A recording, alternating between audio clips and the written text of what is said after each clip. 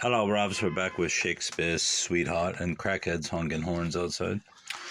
Chapter 11. A Dark Lady. One fair June day, few weeks after the scene in the tavern, I stood at the entrance of the Globe, idling, awaiting a rehearsal. So far, most of my plans had been carried out with a success beyond my most hopeful dreams. I had obtained confidential access to Will without the least difficulty. I was with him every day. My lodgings were near his. We talked and worked together. Yet he showed no passing realization of my identity. I had displaced Robin Greene in Will's new play, thereby making the former the lasting enemy of us both. I'd become a favorite among the actors in general, however, and they made much of me. The stout Sir John patronized me with his usual humorous effrontery. Marlowe was contemptuously kind. He knew not how to show good feeling otherwise. Johnson treated me in hearty, whole-souled fashion, while Burbage was fatherly and courteous, as was his wont towards all things young and delicate. The rest were kindly too. I was their friend and confidant. I heard all the gossip of the company, their loves and hates, their sins and virtues. Yet, I passed my hand across my brow with an impatient gesture, as the thought came to me as often before that June morning. I had been told the faults and foibles, the weaknesses and transgressions of so many in the company, and yet not one had mentioned the Countess, nor had any spoken of him she had called Lord William that afternoon beside the Avon. Could it be that they both had lied? If so, why the falsehood, since they thought none was by to hear? If their words had been truth, why had none of the players mentioned the existence of either Count or Countess? To be sure, they had been busy with the new play. Still, I was waiting now for Will, who as usual was to direct the rehearsal that morning. He was later than was his custom, since he had said the day before that he expected to bring a friend with him to rehearsal. When he had so spoken, the others had looked at each other significantly. I had caught their quick glances and had wondered as to their meaning.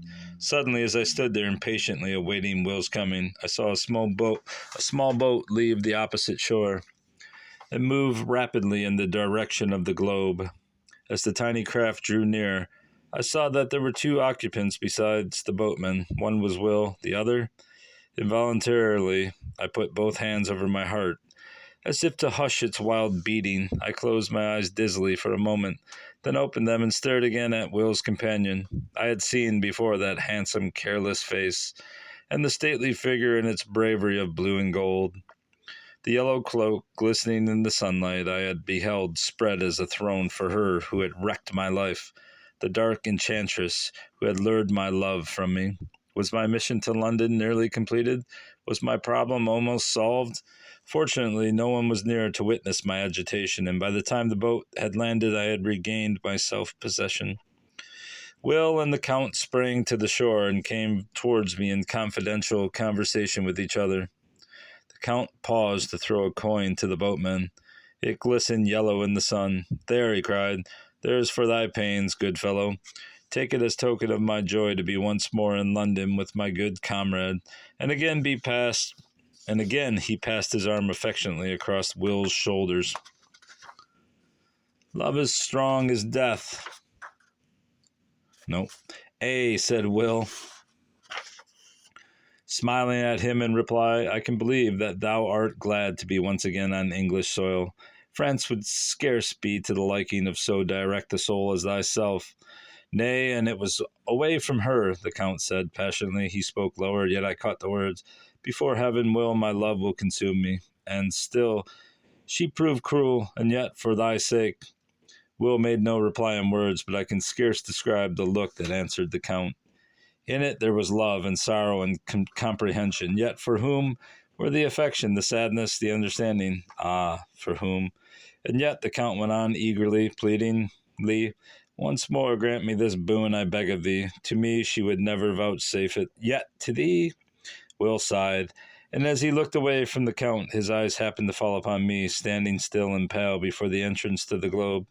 He gazed at me an instant, as if the sight suggested an idea. Then he spoke again to the Count. Well, I'll grant thee this boon, and the fates favor us. I'll sell yon boy as messenger. He's young, and hath a pretty wit, and will please her, methinks. Remember, no word of this to any of the players else.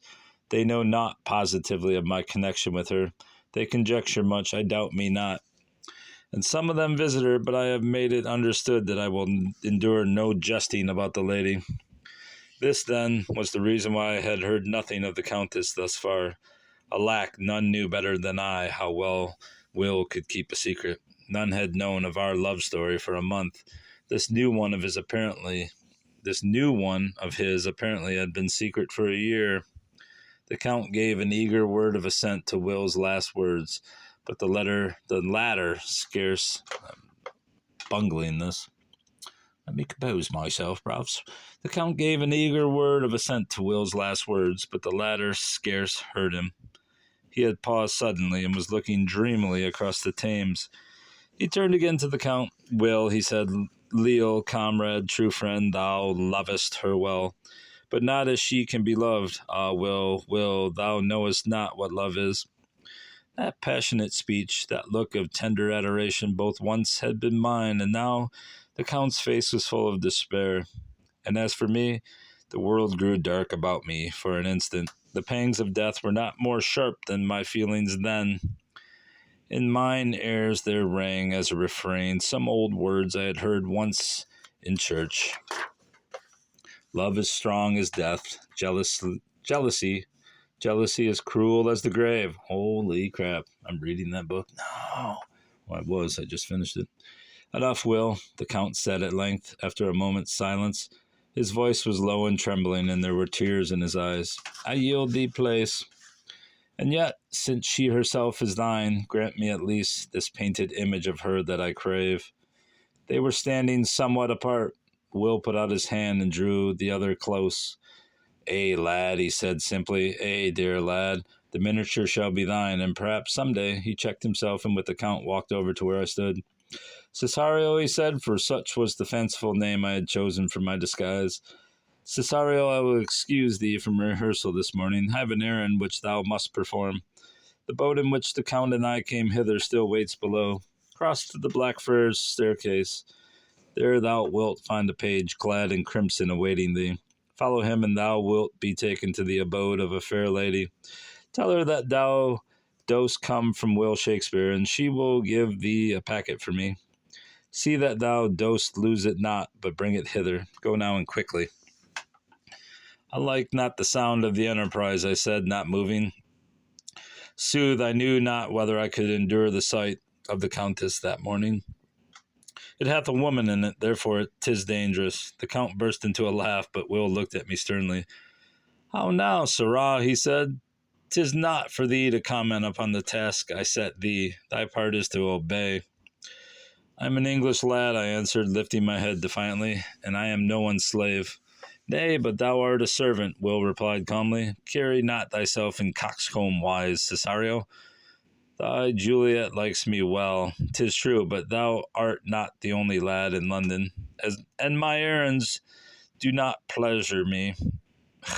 And my errands do not pleasure thee. We'd best part company. At this threat I succumbed, for it did not suit my plans to leave Will at this juncture of affairs. I grumbled sulkily, and with laggard steps started towards the boat. A pettish lad, I heard the Count say with some amusement as I went. 'Tis a new development, Will replied in a puzzled tone. He hath been gentle and obedient heretofore. Natheless, 'tis but a mood, and 'twill pass, no doubt. He's a good Juliet, and I'll endure him till the play's over, at least. Most unreasonably hurt by this speech, which was not intended for my ears, I stumbled into the boat, with tears in my eyes, gave a hasty order to the man, and was rowed away from the theatre.